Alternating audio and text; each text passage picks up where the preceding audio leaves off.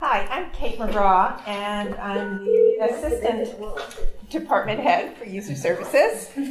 And the school, you saw my picture in the Liaison Services. My specialty area is dentistry. And I am going to talk now for just a little bit about the role that librarians can play in helping students and researchers with systematic reviews. I was thinking that I would ask if there's anybody in the room who's never heard the word systematic review, but maybe I should ask if you have heard the word systematic review, because I suspect the people who haven't is a small number. So have you heard the word systematic reviews? I mean, I think this has come into the academic healthcare parlance over the course of the past decade, and most people have heard that phrase. One of the first things that we do when someone gets in touch with us and says that they would like a librarian to help with a systematic review is that we clarify that we understand what they mean by systematic review, because we have a certain understanding of that process, which is what we mean. So I just wanted to put that process out there as a systematic review being a very methodical, planned out search of the literature to answer a very specific and clear clinical question, and that will usually search in multiple databases and require a fair amount of expertise to do that search. The reason that many people come and ask us to do a systematic review and may not be thinking of doing something that is the same as, say, a Cochrane systematic review. Many of you may have heard of the Cochrane collaboration and the systematic. They are the gold standard grandfather of systematic reviews. The idea grew out of Archie Cochrane's work several decades ago.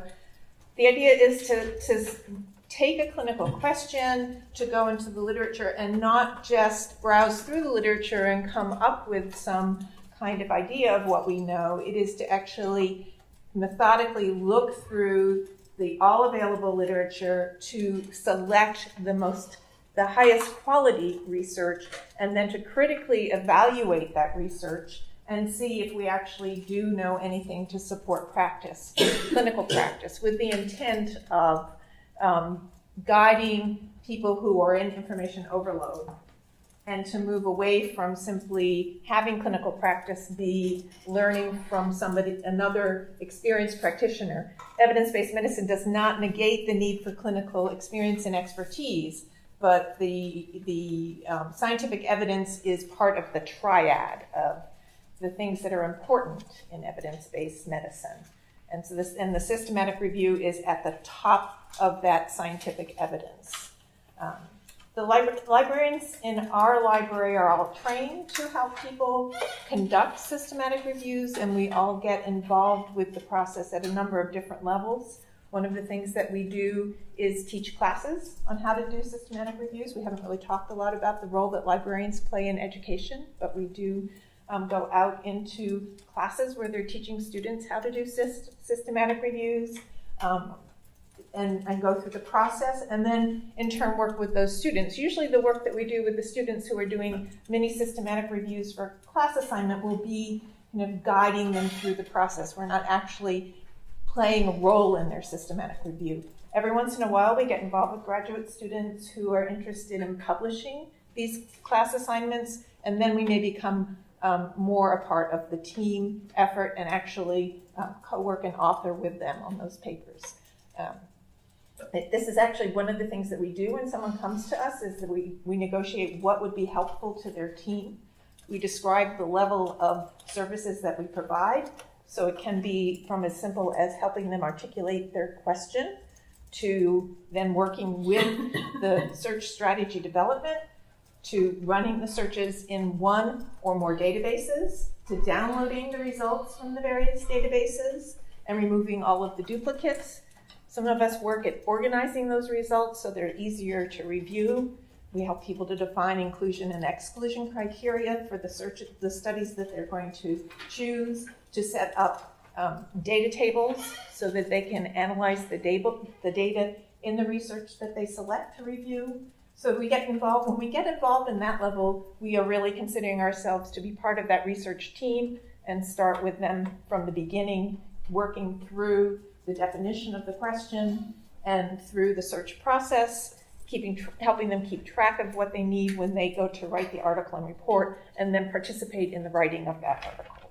When we work at that level, we look for two things. One is for authorship in the publication, and then the other is, if it is a grant-funded project, we ask that the librarian get written into the grant.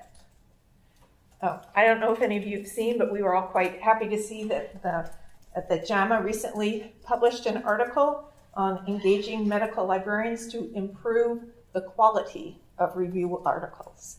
And it has actually, there is research out there that shows that when librarians, or at least when the person who conducts the search is named as an author in the publication, the search is likely to be a better search. They've done research quality on that. So just think about it. The search should be reported on a systematic review. And if you're putting that search out there as the method for this research, you're going to make sure that you put the effort into it to make sure that it is a high quality search.